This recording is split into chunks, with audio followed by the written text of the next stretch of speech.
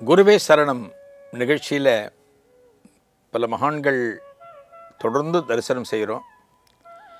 எத்தனையோ மகான்களை நம்ம தரிசனம் பண்ணினாலுமே சில மகான்களுடைய வாழ்க்கை முறை, அவர்களை பற்றின தகவல்கள் நம்ம மனசுலேருந்து அகலவே அகலாது. சின்ன உதாரணம், நமக்கு எத்தனையோ நண்பர்கள் இருந்தாலுமே எல்லோரிடமும் நம்ம ஒன்று போல பழகுவதில்லை. சில நண்பர்கள் வச்சுருக்கோம், ரொம்ப முக்கியமானவன், அவனுடைய உயிர் நண்பன். எந்த ஒரு கஷ்டமான காலத்துலேயும் முதல்ல வந்து நிற்பான். நம்ம சொல்லுவோம், சில பேரை சொல்லுவோம், இவன் வருவான் இவன் வருவான். நமக்கு நண்பர்கள் நிறைய பேர் இருப்பாங்க.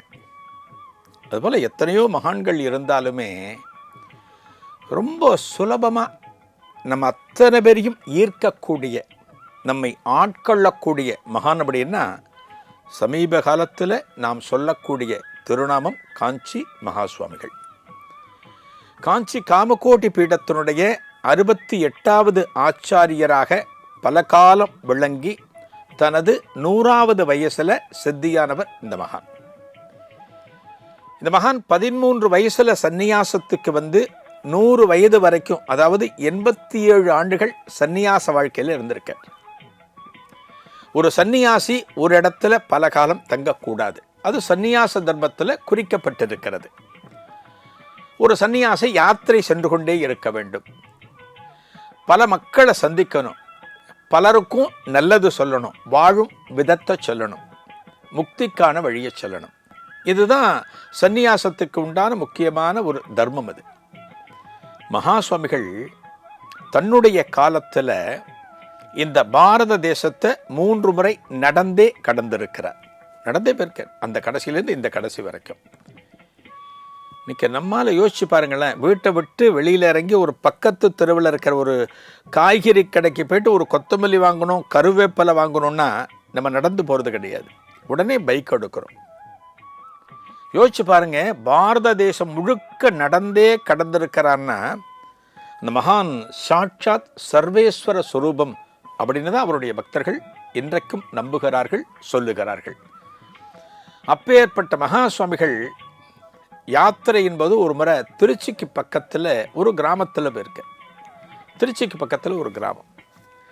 இந்த கிராமத்தில் மகாபிரிவாளுடைய ஒரு அத்தியந்தமான பக்தர், பெரிய செல்வந்தர். அவர் தன்னுடைய வீட்டை மகாபிரிவா தங்குவதற்கு, பூஜைகள் நடத்துவதற்கு தன்னோட வீட்டை கொடுக்கிறார். பெரிய வீடு அது. காஞ்சி பெரியவா ஒரு இடத்துல தங்குறாருன்னா அங்கே கிணறு இருக்கணும், கோசாலை இருக்கணும், கொல்லப்புறத்தில் அடுப்பெல்லாம் வச்சு சமைக்கிற அளவுக்கு வசதி இருக்கணும், மடத்தினுடைய முக்கியஸ்தர்கள் தங்குவதற்கு இடம் இருக்கணும். இதெல்லாம் சேர்ந்தாப்புறத்தான் ஒரு இடத்தை தேர்ந்தெடுப்பார்கள். அதுபோல் இந்த பக்தருடைய இடம் அந்த கிராமத்தில் பெரிய வீடு அது. அந்த வீட்டில் மகா சுவாமிகள் தங்குகிறார். அந்த வீட்டில் தங்கி தினமும் பூஜை பண்ணி வருகின்ற பக்தர்களுக்கு மகா சுவாமிகள் அருள் புரிகிறார். ஒரு நாளைக்கு பகல் நேரம் மகா சுவாமிகள் பக்தர்களோடு பேசிக்கொண்டிருக்கிறார். பக்தர்கள் நிறைய பேர் உட்கார்ந்துருக்காங்க. காலையிலேருந்து உட்கார்ந்த வாக்கில் ஒரே இடத்துல ஒரே மாதிரி உட்கார்ந்துருக்கிறது அப்படிங்கிறது ரொம்ப கஷ்டம். ஆனால் சன்னியாசிகளை நினச்சி பாருங்களேன், துறவிகளை நினச்சி பாருங்களேன், பல மணி நேரம் அப்படி இருப்பாங்க. நம்மளாம் நினச்சா எழுந்து உடனே பாத்ரூமுக்கு போக முடியும், ஒரு சிரமப்பரிகாரம் பண்ணிக்க முடியும். சன்னியாசிகள்லாம் அப்படி கிடையாது. ஒரு இடத்துல உட்காந்தாங்கன்னா அப்படியே உட்காந்துருப்பாங்க. நம்மளே யோசிப்போம், என்னடா இந்த மகான் அப்படியே சம்மணம் போட்டபடி உட்காந்துருக்கார், 4-5 மணி நேரமாக உட்காந்துருக்கார், எந்திரிக்கவே இல்லை பாப்பா அப்படின்னு நம்ம நினைப்போம் இல்லையா? துறவிகளுக்கு இதெல்லாம் பகவான் கொடுக்குற அனுகிரகம். இது அவர்களால் முடியும். மகாபிரிவா அன்னைக்கு அப்படி தான் உட்காந்துருக்க, ரொம்ப நேரம் உட்காந்துருக்க, உட்கார்ந்து பக்தர்களோடு பேசிகிட்டு இருக்க. திடீர்னு மகா சுவாமிகள் என்ன பண்ணுறார், அந்த வீட்டினுடைய உரிமையாளர் தங்குறதுக்கு இடம் கொடுத்தாருன்னு சொன்ன இல்லையா, அவர் பெரிய செல்வந்தர், அவரை கூப்பிடுறார். அவரை கூப்பிட்டோன்னு அவர் வந்து மகாபிரிவாட்ட ரொம்ப பவ்யமாக நிற்கிறார். பெரியவா நான் என்ன பண்ணணும் அப்படின்னு நிற்கிறார். ஒரு பெரிய அடுக்கில் வெந்நீர் கொஞ்சம் தயார் பண்ணு, சுடு தண்ணி தயார் பண்ணு அப்படிங்கிற. மகா சுவாமிகள் என்ன சொன்னாலுமே அதற்கு எதிர்கேள்வி யாருமே கேட்க மாட்டாங்க. யாருமே கேட்க மாட்டாங்க. அவர் என்ன சொன்னாலும் உடனே உத்தரவு பிரிவா, இதோ தயார் பண்ணிடுறேன் அப்படின்னு போய் தயார் பண்ணிவிடுவாங்க. நம்ம வீட்டில் அப்படி எதிர்பார்க்க முடியுமா? ஒரு கணவன் மனைவி கிட்ட ஒரு 8 மணிக்கு ஒரு காஃபி கொடுமா அப்படின்னா, காஃபியா இப்போ எதுக்கு, காலை தானே குடிச்சிங்க, எதிர்கேள்வி கேட்கலாம், வீட்டில் கேட்கலாம். ஒரு சன்னியாசி ஒன்று சொல்லியாச்சுன்னா எதிர்கேள்வி யாருமே கேட்கக்கூடாது. அந்த வீட்டின் உரிமையாளர் உடனே போயிட்டார், நான் ரெடி பண்ணுறேன் பெரியவா அப்படின்னு போயிட்டார். வெந்நீர் தயார் பண்ணுறார். ஒரு அரை மணி நேரம் ஆன பிறகு மகா பெரியவாட்ட வர, பெரியவா வெந்நீர் ரெடியாக இருக்கு, நான் என்ன பண்ணணும் கேட்கிறார். பெரியவா மெல்ல எந்திரிக்கிறார். அவருக்கு முன்னாடி பார்த்தீங்கன்னா பக்தர்கள் அமர்ந்து கொண்டு இருக்கிறார்கள். பெரியவா மெல்ல எழுந்து வெளியில் வர, அந்த வீட்டு வாசலுக்கு வர. கிராமத்து வீடுகளில் பார்த்தீங்கன்னா திண்ணை அப்படின்னு ஒன்று இருக்கும், பார்த்துருக்கீங்களா? பல பேர் பார்த்துருப்பீங்க. இன்றைக்கி ஒரு 30 வயசுக்குள்ளே இருக்கிறவங்கெல்லாம் பார்த்தீங்கன்னா, 30 வயசு கடந்தவங்கெல்லாம் திண்ணைன்னா அது என்ன கான்செப்ட்னே உங்களுக்கு தெரியாது. இந்த திண்ணை சுகத்தை அனுபவித்தவங்களாம் இன்றைக்கி ஒரு 50 வயசை கடந்தவங்க தான் அந்த திண்ணை சுகத்தை அனுபவித்தாங்க. ஒவ்வொரு கிராமத்து வீடுகளில் பார்த்தீங்கன்னா திண்ணை அப்படிங்கிறது இருக்கும். அந்த திண்ணையிலே ஒரு 5-6 பேர் படுத்துக்கலாம். பல விஷயங்கள் அந்த திண்ணையில் தான் முடிவெடுக்கப்படும். அந்த திண்ணைங்கிறது அப்படி ஒரு ரிலாக்ஸ் பண்ணக்கூடிய ஒரு இடம். அது படிக்கிறது எல்லாமே இங்கே தான் நடக்கும். இந்த திண்ணைங்கிறது ரொம்ப பெருசாக இருக்கும். மகாபெரிவா எழுந்து வெளியில் வந்து அந்த வீட்டு திண்ணையில் உட்கார்ற, காலை தொங்க போட்டுட்டு உட்கார்ற. அந்த வீட்டு உரிமையாளர் வர, அந்த வெந்நீரை எங்கே கொண்டு வரணும் பெரியவாங்கிற, இங்கே கொண்டு வந்து வெயி, கீழே ஒரு ஸ்டூலை போட்டு அதுக்கு மேலே வெயி, நான் காலை அதுக்குள்ளே வச்சுக்கணும். நல்லா கவனிங்க, என்னுடைய கால்களை அந்த வெந்நீருக்குள்ளே நான் வச்சுக்கணும் அப்படிங்கிற. வெந்நீரை கொண்டு வந்து வைக்கிறார், ஒரு ஸ்டூலை கீழே போடுறார். பெரியவா என்ன சொல்கிறார், ஒரு கைப்பிடி உப்பு எடுத்துட்டு வா, உப்பு எடுத்துட்டு வா அப்படிங்கிற. உப்புன்னு பார்த்தீங்கன்னா இன்றைக்கி எல்லாமே தூள் உப்பு தான் நம்ம பயன்படுத்துகிறோம். தூள் உப்பு தான். இந்த உப்பில் பார்த்தீங்கன்னா கல் உப்பு இன்றைக்கி இருக்குது, கல் உப்புங்கிறது இருக்குது, அதனுடைய பயன்பாடு குறைஞ்சிருக்கு இன்றைக்கி. அந்த காலத்தில் கல் உப்புங்கிற ஒன்று தான் உண்டு. அந்த கல் உப்பு ஒரு கைப்பிடி எடுத்துட்டு வா அப்படிங்கிற. உப்பில் பார்த்தீங்கன்னா, உப்பு இருக்குது பார்த்தீங்களா, மகாலட்சுமியோடைய அம்சம் உப்புங்கிறது. நம்ம ஏதோ சொல்கிறோம் உப்புங்கிறது ரொம்ப விலை கம்மிங்கிறதுனால உப்பு கொஞ்சம் ஒரு அலட்சியமாக நம்ம உப்பை பார்க்குறோம். அப்படி கிடையாது. உப்புங்கிறது மகாலட்சுமியோட அம்சம். என்ன காரணம்? மகாலட்சுமி அவதாரம் செய்தது திருப்பார்கடல். கடலில் என்ன இருக்குது? உப்பு இருக்குது. ஆக மகாலட்சுமியோட அம்சம் உப்பு. இன்றைக்கும் கிராமத்தில் பார்த்திங்கன்னா வெள்ளிக்கிழமை இன்னைக்கு இந்த கல் உப்பு வாங்கிறதுக்கு ஆட்கள் இன்றைக்கும் இருக்காங்க கிராமங்களில். வெள்ளிக்கிழமை இன்னைக்கு கல் உப்பு வாங்கினா மகாலட்சுமியோட வாசம் நம்ம வீட்டில் இருக்கும். இன்றைக்கி ஒரு ஐதீகம் உண்டு. அந்த கல் உப்பை ஒரு கைப்பிடி கொண்டு வர சொல்கிறார் மகாபெரிவா. அந்த வீட்டு உரிமையாளர் போயிட்டு ஒரு கைப்பிடி கல் உப்பை கொண்டு வந்து கையில் வச்சுட்டு, பெரியவா என்ன பண்ணணும் அப்படிங்கிற. இந்த வெந்நீரில் போடு, இதுக்குள்ளே போடு அப்படிங்கிற. பெரியவா இன்னும் கால் அதில் வைக்கலை, இதுக்குள்ளே போடுங்கிறார். அந்த உப்பு போட்ட கொஞ்ச நேரத்தில் மெல்ல கரைகிறது. கல்லுப்பு கரைஞ்சிடும். கரைஞ்ச பிறகு தனது 2 பாதங்களையும் 2 கால்களையும் மகாபெரிவா அந்த அண்டாக்குள்ளே விடுறார். அதில் என்ன இருக்குது? வெந்நீர். வெந்நீரில் எதை கலந்துருக்காங்க? உப்பு. உப்பு கலந்த தண்ணீர் இது. அதில் காலை வச்சா மகாபெரிவா சொல்கிறார், நான் கார்த்தாலையிலேருந்து ஒரே மாதிரி ஒரு பொசிஷனில் உட்காந்தேன் இல்லையா, அதனால் காலெலாம் கொஞ்சம் வலிக்கிறது. இந்த கால் வலி போகணுங்கிறதுக்காக இந்த உப்பு தண்ணி ரெடி பண்ண சொன்னேன் அப்படின்னு அங்கே இருக்கிற பக்தர்களுக்கு ஒரு விளக்கம் கொடுக்குறார். கால் 2ஐயும் அந்த தண்ணியில் வச்சுக்கிறார். பக்தர்கள் அத்தனை பேர் ரோடுக்கு வந்துட்டாங்க. ஏன்னா மகாபெரிவா உட்காந்துருக்கிறது திண்ணையில், தனது கால்களை வெளியே தொங்க விட்டுருக்கார். ஒரு ஸ்டூலுக்கு மேலே ஒரு அண்டாவில் பெரியவா கால்கள் இருக்கு. பக்தர்கள் அத்தனை பேரும் தெருவில் இருக்கிறாங்க. கிராமம் தானே, இந்த கிராமத்தில் என்ன பெரிய போக்குவரத்து இருக்க போகிறது? ஒன்றுமே இல்லை. எல்லாம் அங்கே உட்காந்துட்டாங்க, அங்கேயே உட்காந்துட்டாங்க. இந்த மகானை ஆசை தீர தரிசனம் பண்ணணும், இந்த மகான் நமக்காக உட்காந்து தரிசனம் கொடுக்குறார் அப்படின்னு எல்லாரும் உட்காந்துட்டாங்க. பெரியவா காலை தண்ணிக்குள்ளே வச்சிருக்க. மகானுடைய கைப்பட்டு நமக்கு கொடுக்கக்கூடிய எந்த ஒரு பொருளுமே ரொம்ப சிறப்பு. மகான் தனது கைப்பட நமக்கு ஒரு திருநூறு, ஒரு குங்குமம், ஒரு கல்கண்டு, ஒரு வில்வம் எது கொடுத்தாலுமே அது பிரசாதம் அப்படின்னு நம்ம சொல்லுவோம். அது பிரசாதம். அது மகாபெரிவா பூஜை முடித்த பிறகு சந்திரமௌலீஸ்வரர் பிரசாதமான தீர்த்தத்தை ஒரு பெரிய உத்தரணி மூலமாக பக்தர்களுக்கு கொடுப்பாங்க. அந்த தீர்த்த பிரசாதம் கிடைச்சாலே அத்தனை சிறப்பு.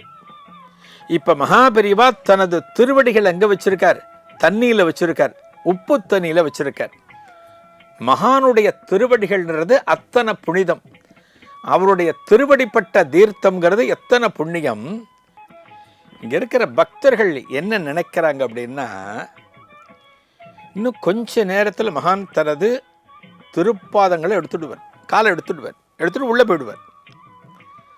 மகானுடைய திருவடிகள் பட்ட இந்த தீர்த்தம்ங்கிறது அத்தனை சிறப்பு. ஒரு மகானுக்கு எது விசேஷம் அப்படின்னா திருவடி தான் விசேஷம். நீங்கள் ஒரு சன்னியாசியை தரிசனம் பண்ணுறீங்க, ஒரு மகானுடைய சமாதிக்கு போகிறீங்க, பிருந்தாவனத்துக்கு போகிறீங்க அப்படின்னா நீங்கள் முதல்ல தரிசனம் பண்ண வேண்டியது அவருடைய திருவடிகளை தரிசனம் பண்ணணும். தெய்வமாக இருந்தால் ஒரு அம்பாளாக இருந்தால் முகத்திலேருந்து நீங்கள் தரிசனம் பண்ணலாம், திருவடி வரைக்கும் தரிசனம் பண்ணலாம். ஒரு மகான், ஒரு சன்னியாசி அப்படின்னா திருவடியிலேருந்து முகத்துக்கு போகணும். முதல்ல திருவடி தான் நமக்கு முக்கியம். ஏன்னா அந்த திருவடிகள் தான் அத்தனை புனிதமானவை. பெருமாள் கோவிலில் பார்த்தீங்கன்னா, பெருமாள் கோவிலில் சடாரி வைக்கிறாங்களே, பகவானுடைய திருவடிகள் தான். அதை நம்ம தலையில் வைப்பாங்க. பகவானுடைய திருவடிகள் நமது தலையில் படுகிற போது நமது பாவங்கள் அகல்கின்றன, நம்மக்கிட்ட இருக்கிற துர்குணங்கள் அகல்கின்றன, நமக்கு நல்ல புத்தி கிடைக்கும். அதே மாதிரி தான் மகான்களுடைய திருவடிகளும். அந்த திருவடிப்பட்ட தீர்த்தம்ங்கிறது எத்தனை புண்ணியம். இந்த பக்தர்கள் அத்தனை பேரும் ஆர்வமாக காணப்படுகிறார்கள். என்ன ஆர்வம்? மகான் காலெடுத்து உள்ளே போனோன்னு இந்த தீர்த்தத்தை நம்ம கொஞ்சம் எடுத்துக்கலாம். ஒரு சின்ன டம்ளரில், ஒரு சின்ன ஒரு குவளையில் ஏதோ எடுத்துகிட்டு நம்ம வீட்டுக்கு போகலாம், நாம் இந்த தீர்த்தத்தை எடுத்துக்கலாம், மற்றவர்களுக்கும் கொடுக்கலான்னு எல்லாரும் ஆர்வமாக இருக்காங்க. ஒரு நல்ல விஷயம் அங்கே இருக்கிற எல்லாருக்கும் ஒரே சமயத்தில் தோன்றுகிறது. எல்லாம் ரெடியாக இருக்காங்க. மகானுக்கு தெரியாதா? பக்தர்களோட மனசில் என்ன எண்ணம் இருக்குன்னு மகானுக்கு தெரியாதா? மகான் காலை வச்சுட்டே இருக்கார். இந்த வீட்டு உரிமையாளரை கூப்பிடுறார், பக்கத்தில் இருக்கார். ஒரு சொடக்கு போட்டு அவரை கூப்பிடுறார். அவர் பெரியவா கிட்ட வந்து, பெரியவா அப்படிங்கிறார், ஒரு பித்தளை சொம்பு ஒன்று எடுத்துட்டு வா, ஒரு சொம்பு ஒன்று எடுத்துட்டு வா, காலி சொம்பு அப்படிங்கிற. அவர் உள்ளே போயிட்டு ஒரு சொம்பு ஒன்று எடுத்துகிட்டு வர, ஒரு சொம்பு, ஒரு பெரிய சொம்பு. பெரியவா என்ன பண்ணுறார், தனது கால்களை எடுத்துட்டு இதுலேருந்து ஒரு சொம்பு ஜலத்தை எடுத்துக்கோ, ஒரு சொம்பு ஜலத்தை எடுத்துக்கோ அப்படிங்கிறார். உடனே அவர் இந்த பெரியவா திருவடிகள் பதிந்த அந்த அண்டாவிலிருந்து அந்த சொம்பை விட்டு ஒரு சொம்பு ஜலம் எடுக்கிறார். இதை பத்திரமா கொண்டு போய் உள்ளே வச்சுருக்கோ, பூஜை ரூமில் வச்சுடு, நான் அப்புறம் சொல்கிறேன் அப்படிங்கிறார். பெரியவாட்ட காரணம்லாம் கேட்க முடியாது. எதுக்கு கால் எடுக்கணும், எதுக்கு வெந்நீர், இதெல்லாம் காரணம்லாம் பெரியவாட்டை எதுவுமே கேட்க முடியாது. ஏன் சொம்பு கேட்டார், காரணம்லாம் கேட்க முடியாது. அவர் போயிட்டார். பெரியவா தனது திருவடிகளை எடுத்துட்டார். இங்கே இருக்காங்க இல்லையா, ஜனங்கள் உட்காந்துருக்காங்க இல்லையா, பக்தர்கள் உட்காந்துருக்காங்க இல்லையா, எல்லாரும் வேகமாக வந்து அந்த ஜலத்தை கொஞ்சம் எடுத்து கண்ணில் தெளிச்சுக்கிறது, தலையில் தெளிச்சுக்கிறது, அந்த தீர்த்தத்தை உட்கொள்கிறது. எல்லாரும் எடுக்கிறாங்க. அதோடு மட்டுமில்லாமல் எல்லாரும் என்ன பண்ணுறாங்க, ஒரு சின்ன டம்ளரில், ஒரு சின்ன குவளையில், ஒரு சின்ன பாத்திரத்தில் இதை வீட்டுக்கு எடுத்துகிட்டு போயிட்டு எல்லாற்றும் கொடுக்கணும், எல்லாருக்கும் இந்த மகானுடைய அனுகிரகம் கிடைக்கணுங்கிறதுக்காக, எல்லாருக்கும் எடுத்துகிட்டு போகணுங்கிறதுக்காக எடுத்துகிட்டு போகிறாங்க. ஒரு 5-10 நிமிஷத்தில் பார்த்தீங்கன்னா அந்த அண்டா காலி ஆயிடுது. அந்த அண்டாவில் அவ்வளவு தண்ணி இருந்ததற்கான சுவடே இல்லை. அந்த அண்டாவே கிட்டத்தட்ட காஞ்சு போட மாதிரி ஆயிடுச்சு. எல்லாம் வறட்டி எடுத்துட்டாங்க, தண்ணி காலியாக போயிடுச்சு. கொஞ்ச நேரத்தில் அண்டாவை எடுத்துகிட்டு ஒருத்தர் உள்ளே போயிட்டார். பெரியவா ஓய்வுக்கு போயிட்டார். மத்தியான நேரம் ஓய்வுக்கு போயிட்டார். எல்லாம் பக்தர்கள்லாம் ஆகாரத்தெல்லாம் முடிஞ்சு எல்லாம் கலைஞ்சிட்டாங்க. சில பக்தர்கள் பெரியவாட சாயங்காலமும் தரிசனம் பண்ணணுங்கிறதுக்காக இந்த கிராமத்தில் கிடைச்ச இடத்துல படுத்துக்கிறாங்க. ஒரு கிராமம் அப்படிங்கிறது யார் எங்கே வேணாலும் போகலாம். இன்றைக்கும் கிராமங்கள்லாம் பெரும்பாலும் அப்படி தான் இருக்குது. இது என் வீடு, என் வீட்டுக்குள்ளே நீ எப்படி கேட்காம நுழைஞ்ச, கேட்க மாட்டாங்க, படுக்க இடம் கொடுப்பாங்க. அதுபோல் எல்லாரும் அந்த கிராமத்தில் எங்கே இடம் இருக்கோ அங்கே ஓய்வெடுக்கிறார்கள். அன்னைக்கு தினம் சாயங்காலம், அன்றைய தினம் மாலை, மகாபெரிவா தன்னுடைய யதாஸ்தானம்னா அவர் எப்போவும் இந்த இடத்துல உட்காந்து தரிசனம் கொடுப்பாரோ அந்த இடத்துல பெரியவா உட்காந்துருக்க. பெரியவாளை தரிசனம் பண்ணுறதுக்காக அன்றைய தினம் கூட்டமான கூட்டம். பக்கத்து கிராமங்கள்லேருந்து, திருச்சி நகரத்திலிருந்து எத்தனையோ அன்பர்கள் பெரியவா தரிசனத்திற்காக வந்திருக்கிறார்கள். மகாபெரிவா உட்காந்துருக்க, எல்லாரையும் அப்படியே பார்க்குறார். ஒரு மூதாட்டி, வயசான ஒரு பெண்மணி ஒரு ஓரத்தில் நிற்கிறாங்க. அந்த பெண்மணியினுடைய முகத்தை பார்த்தாலே, தோற்றத்தை பார்த்தாலே ஏழ்மையின் சாயல் அப்படியே தெரிகிறது. இந்த ஏழ்மை இருக்குது பார்த்தீங்களா, அதை எந்த ஒரு காலத்திலையும் யாராலையும் மறைக்க முடியாது. வறுமைன்னு சொல்லுவோம், ஏழ்மைன்னு சொல்லுவோம். பாருங்கள், சில பேர் போட்டிருப்பாங்க ட்ரெஸ்ஸு. அந்த ட்ரெஸ்ஸை பார்த்தாலே ரொம்ப பாவமாக இருக்கும். என்னடா இந்த ட்ரெஸ்ஸை ரொம்ப நாளாக பயன்படுத்துவோம் போல இருக்கே. ஏழ்மை, வறுமை, ஒன்றும் பண்ண முடியாது. இதெல்லாம் கடவுள் கொடுக்கறது நமக்கு, வேற ஒன்றும் இல்லை. நமது பூர்வ ஜென்ம கர்மா, எத்தனையோ விஷயங்கள்லாம் அதில் இருக்குது. ஆனால் அந்த ஏழ்மை அகலணுங்கிறதுக்காக தான் நம்ம அத்தனை பேரும் பிரார்த்தனை பண்ணுறோம், பக்தி பண்ணுறோம். இருக்கிற காலத்தில் நல்லா இருக்கணும், அதுதான் நம்ம அத்தனை பேரோட பிரார்த்தனையும். யாருமே ஏழ்மையை, வறுமையை விரும்பி ஏற்றுக்கொள்வதில்லை. யாருக்கான ஆசை இருக்கா எனக்கு ஏழ்மை வரணும்? கிடையாது. அது தானாக கடவுள் நமக்கு கொடுக்கறது. கர்ம வினை, அது பெரிய சப்ஜெக்ட். அது கர்ம வினையின் காரணமாகத்தான் ஒருத்தன் ஏழையாக இருக்கிறதும் ஒருத்தன் பணக்காரனாக இருக்கிறதும் நடக்கிறது. ஒரு மூதாட்டி, இந்த மூதாட்டியுடைய அந்த புடவையெல்லாம் பார்த்தாலே தெரிகிறது. வயசான பெண்மணி இருந்த இடத்தில் நின்றவாறு பெரியவாளை வணங்குறாங்க, கை ஒருத்து கும்பிட்டுட்டு இருக்காங்க. கிட்டக்க வரல. ஏன்னா இந்த மகான் பக்கத்தில் நமக்கு போக முடியுமா? போனால் நமக்கு ஆசீர்வாதம் கிடைக்குமா? ஏன்னா பெரிய பெரிய ஆட்கள்லாம் பக்கத்தில் இருக்காங்களே. அந்த அம்மா அப்படி நினைக்கிறாங்க, நினச்சி ஓரமாக நிற்கிறாங்க. மகான் என்ன பண்ணுறார், ஒரு 5-10 நிமிஷம் போன பிறகு ஒரு ஜாடை காமிச்சு அந்த பெண்மணியை பக்கத்தில் வர சொல்கிறார். ஒரு ஜாடை காமிச்சு இங்கே வா அப்படின்னு மகாபெரிவா கூப்பிடுறார். மகான்களுக்கு மட்டும்தான் தன்னை தரிசிக்க வருகின்ற பக்தர்களின் முகத்தை படிக்க முடியும். அவன் மனசில் என்ன இருக்கு, எதுக்காக இந்த சந்நிதிக்கு வந்திருக்கான், அவன் என்ன எதிர்பார்த்து இங்கே வந்திருக்கான், உண்மையான பக்தியா, ஆசை காரணமா, எனக்கு அது வேணும், எனக்கு இது வேணும், இந்த பிரார்த்தனையோடு இங்கே வந்திருக்கானா, இதெல்லாம் மகான்களுக்கு தெரியும், தெய்வங்களுக்கு தெரியும். மகானுக்கு தெரியுது. இந்த பாட்டியை பார்த்தோன்னையே மகானுக்கு புரியுறது, இந்த பாட்டி எதுக்காக இன்னைக்கு இங்கே வந்திருக்கா தெரியறது அவருக்கு. இந்த பாட்டியை முன்னாடி கூப்பிடுற. இந்த பாட்டிக்கு சந்தோஷமான சந்தோஷம். நம்மால் முன்னாடி போக முடியுமான்னு நினச்சோம், ஆனால் பெரியவாளே நம்மளை கூப்பிடுறாரேன்னு அந்த பாட்டி முன்னுக்கு வந்து அந்த மகானுக்கு நமஸ்காரம் பண்ணி எழுந்து கை கூப்பி நிற்கிறாங்க. இந்த பாட்டியை மகாபெரிவா பார்க்கிறார். நல்ல கூட்டமான கூட்டம், பக்தர்கள் அமர்ந்து கொண்டு இருக்கிறார்கள். இப்போ ஒரு 300-400 பேர் உட்காந்துருப்பாங்க. அந்த இடத்துல அவ்வளோ பேர் உட்காந்துருக்காங்க. இந்த பாட்டிக்கு ஒரு அனுகிரகம், ஆசீர்வாதம் அன்னைக்கு கிடச்சிருக்கு.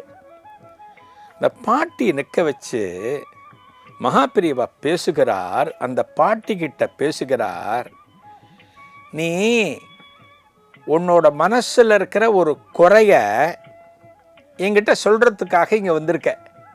கரெக்டா பெரியவா கேட்கிற. இந்த பாட்டி சொல்கிறாங்க, ஆமாம் பெரியவா. அதுதான் வந்திருக்காங்க பாட்டி. இந்த பாட்டி மனசில் ஒரு குறை, ஒரு ஏக்கம்.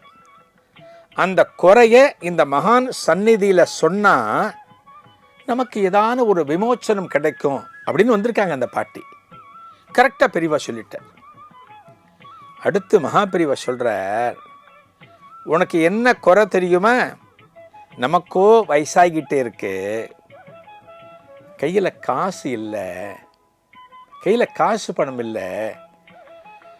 நம்ம காசி ராமேஸ்வரம் போகணும்னு ஆசைப்பட்டோம் வாழ்க்கையில்.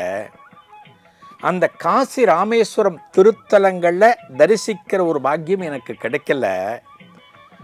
அதெல்லாம் தரிசனம் பண்ணாமலேயே என்னுடைய ஆயுள் முடிந்து போய்விடுமோ அப்படின்னு யோசிக்கிற, கவலைப்படுற. கரெக்டா பெரியவா கேட்கிறார். அந்த பெண்மணியோட கண்களில் ஜலம் கசிக்கிறது. ஆமாம் பெரியவா சொல்கிறாங்க. மகாபிரிவா இந்த வீட்டு உரிமையாளர் இருக்கார் இல்லையா, இந்த வீட்டு உரிமையாளர் செல்வந்தர், அவரை கூப்பிடுறார். பக்கத்தில் இருக்கார், ஜாடை காமிச்சு கூப்பிடுறார். அவர் பெரியவாட்ட வந்து இப்படின்னு நிற்கிறார். மத்தியானம் ஒரு சொம்பில் ஜலம் கொடுத்து உன்னை பத்திரமா கொண்டு வைன்னு சொன்னேனே, அந்த சொம்பு ஜலத்தை கொண்டு வா அப்படிங்கிறார். இவர் போகிறார், பூஜை ரூமில் வச்சுருக்கார் இல்லையா, அந்த சொம்பு ஜலத்தை கொண்டு வர்றார். பெரியவா என்ன பண்ணணுங்கிறார். இந்த பாட்டியோட தலையில் இந்த ஜலத்தை அப்படியே அபிஷேகம் பண்ணு, இந்த பாட்டிக்கு அபிஷேகம் பண்ணு அப்படிங்கிற. இந்த பாட்டி கைகளை கூப்பிட்டு இப்படி நிற்கிறாங்க. பெரியவா சொல்லி ஏதோ அபிஷேகம் நடக்க போகிறதுன்னு இப்படி கூப்பிட்டு நிற்கிறாங்க. இந்த ஜலத்தை ஊற்றுகிறார். கூடியிருக்கிற அத்தனை பேரும் இந்த பரவசமான காட்சிகளை பார்த்து கொண்டிருக்கிறார்கள். என்ன காரணம் தெரியல. அந்த ஜலம் ஊற்றி முடித்த பிறகு மகா சுவாமிகள் சொல்கிறார், அந்த பாட்டியை பார்த்துட்டு, காசி ராமேஸ்வரம் போகணும்னா முதல்ல ராமேஸ்வரம் போகணும், ராமேஸ்வரம் போயிட்டு தான் காசிக்கு போகணும். நீ இப்போ ஸ்நானம் பண்ணினியே, இது உப்பு ஜலம். ராமேஸ்வரத்தில் அக்னி தீர்த்தம் இருக்கே, உப்பு ஜலம். ராமேஸ்வரம் போன புண்ணியம் உனக்கு இப்போ கிடைச்சாச்சு. மகாபிரியோ சொல்கிற. இந்த பாட்டிக்கு என்ன பேசுறதுன்னே தெரியல. அடுத்து மகாபிரிவா அதே சொம்பை, காலி சொம்பை கொண்டு வர சொல்லிட்டு தன்னுடைய கமண்டலத்தில், கமண்டலம்னா கையில் ஒரு மரப்பாத்திரம் வச்சுருப்பாங்க, அதில் இருக்கிற ஜலத்தை அதில் ஊற்றிட்டு, இந்த ஜலத்தை இப்போ அபிஷேகம் பண்ணு அப்படின்னு சொல்கிறார். அந்த சொம்பை கொண்டு போய் திரும்ப அபிஷேகம் பண்ணுறார் அந்த மூதாட்டிக்கு. மகாபிரிவா சொல்கிறா, மூதாட்டியை பார்த்துட்டு, ஒரு சன்னியாசியினுடைய கமண்டலத்தில் இருக்கிற நீரானது கங்கை நதிக்கு சமமானது. நீ இப்போ ஸ்நானம் பண்ணினியே, இது காசிக்கு போய் நீ கங்கையில் ஸ்நானம் பண்ணினதற்கு ஒப்பானது. நீ ராமேஸ்வரம் போயாச்சு, காசியும் போயாச்சு, உன்னுடைய மனக்குறை நீங்கிவிட்டது. பெரியவா சொல்ற. பெரியவா தனக்கு கால்வலின்னு சொல்லி அந்த வெந்நீரை போட சொன்னது தனது கால்வலிக்காக கிடையாது. இன்னைக்கு சாயங்காலம் ஒரு மூதாட்டி வருவா, அந்த மூதாட்டிக்கு ஒரு அனுகிரகம் பண்ணணுங்கிறதுக்காக இப்படி ஒரு லீலையை மகா பெரியவா நிகழ்த்தி இருக்கார். முடிஞ்சு போச்சு. இந்த பாட்டிக்கு பிரசாதம் கொடுத்து அனுப்பிச்சாச்சு. அடுத்த நாள் மகா பெரியவா மத்தியானம் அந்த கேம்பில் இருக்கார். திருச்சிக்கு பக்கத்தில் கிராமத்தில் கேம்ப் இருக்கார். மடத்தினுடைய சிப்பந்தி ஒருத்தர் வேகமாக வர, பெரியவாட்ட வர. பெரியவாட்ட வந்துட்டு, பெரியவா ஒரு தகவல் அப்படிங்கிறார். பெரியவா அவரை பார்த்துட்டு, என்னடா நேத்திக்கு வந்த பாட்டி மோட்சகதி அடைஞ்சிட்டாளோ அப்படிங்கிறார். அந்த தகவலை சொல்கிறதுக்கு தான் அந்த சிப்பந்தி வந்திருக்கார். இந்த பாட்டி பக்கத்தில் ஒரு கிராமத்தில் வசிக்கக்கூடிய பெண்மணி காசி ராமேஸ்வரம் போகலேங்கிற ஏக்கத்தை மகானிடம் சொல்வதற்காக இந்த இடத்துக்கு வந்திருக்காங்க. மகானுக்கு தெரிகிறது இந்த பாட்டியனுடைய ஆயுள் நாளையுடன் முடியப் போகிறது. இந்த பாட்டியோட மனசில் இருக்கிற ஏக்கத்தை பூர்த்தி பண்ணணும். இப்போ நம்மக்கிட்ட இருக்கிற அபிலாஷைகள், நமது ஆசைகள், நிறைவேறக்கூடிய ஆசைகள், இதெல்லாம் யார் பூர்த்தி பண்ண முடியும் அப்படின்னா, அப்பா அம்மாவா, சொந்தக்காரங்களா, முதலாளிகளா, நண்பர்களா? கிடையாது. குருமார்களும் தெய்வங்களும் தான் இதெல்லாம் பூர்த்தி பண்ணணும். அதனால தான் நமது பிரார்த்தனையை மகான்களிடம் தெரிவிக்கிறோம், தெய்வங்களிடம் தெரிவிக்கிறோம். இந்த பாட்டி அதுக்கு தான் இங்கே வந்திருக்காங்க. மகான் பூர்த்தி பண்ணிட்டார். நீ காசிக்கு போகலை, ராமேஸ்வரம் போகலைங்கிற ஏக்கம் உனக்கு இருக்கக்கூடாது. உன்னுடைய ஆயுள் நாளையுடன் முடிகிறது. அதற்குள்ளே அந்த ஆசையை நான் பூர்த்தி பண்ணணும் அப்படிங்கிறதுக்காகத்தான் அந்த ராமேஸ்வர ஸ்நானம், காசி ஸ்நானம் எல்லாவற்றையும் செய்து முடித்தார். இப்போ தகவல் வருது, மகாபிரிவா அந்த பாட்டி இறந்துட்டாங்கன்னு சொன்ன உடனே மகாபிரிவா சொல்கிறாளாம், அதனால தான் நான் அந்த பாட்டியோட ஆசையை நேற்று பூர்த்தி பண்ணினேன். அந்த பாட்டி நிம்மதியாக கைலாசம் போடுவார். ஏன்னா ஒரு ஆசையோடு ஒரு ஜீவன் போகக்கூடாது. அந்த ஆசையை பூர்த்தி பண்ணியாச்சு. இந்த பாட்டி இனிமேல் கைலாசத்தில் கடைசி வரைக்கும் நிம்மதியாக இருப்பார். இந்த பாட்டிக்கு நல்ல கதி கிடைச்சாச்சு அப்படின்னு மகாபிரிவா சொல்கிறாராம். எந்த அளவுக்கு ஒரு பக்தனை தன்னை தரிசிக்க வரக்கூடிய ஒரு அன்பருக்கு என்ன தேவை எப்படின்னு பார்த்து மகாபிரிவா பண்ணுறாருன்னா, இது ஒரு சின்ன உதாரணம் தான். இதுபோல் அந்த மகானுடைய வாழ்க்கையில் எத்தனையோ அனுபவங்கள். காஞ்சி மகானுடைய அனுகிரகம் அனைவருக்கும் கிடைக்க வேண்டும் என்று இந்த வேளையில் பிரார்த்தித்துக் கொள்கிறேன். நன்றி, வணக்கம்.